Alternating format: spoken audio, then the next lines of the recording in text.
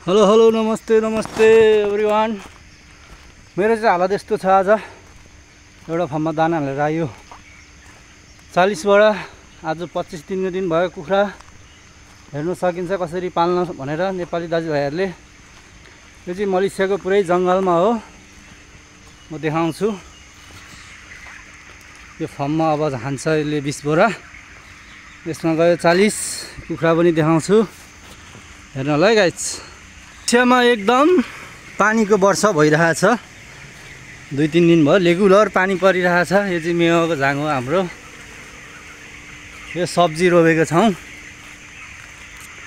के गर्नु, जिन्दगीमा धेरै दुःख पाइयो साथी हो। साला नेपालमा फ्राई पिन हल्डाएर बसेको बानी यहाँ कुखुराको सुली हल्लाउनु पर्ने छ, हेर्न सकिन्छ। मेरो चाहिँ हालत एकदम डेन्जर छ, पसिनै पसिना पुरै। के गर्नु, काम त गर्नै पर्यो, माम खानै पर्यो, हेर्न सकिन्छ।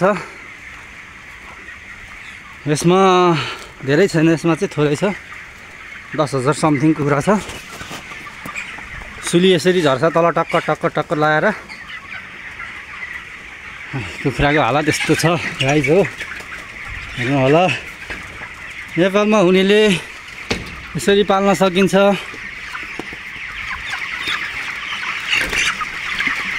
खासै दाना खाएको छैन अझ भने खाइसकेको थिएँ। यो आज ठ्याक्कै 25 दिनको दिन भयो है गाइज। 25 दिनको दिन भयो। ल औषधि खुवाइरहनुपर्छ, भिटामिनहरू पनि खुवाउनुपर्छ।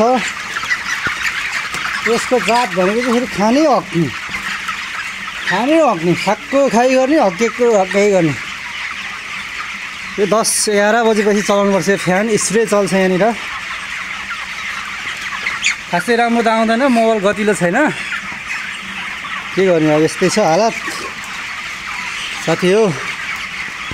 बिस्तारै लिनुपर्छ।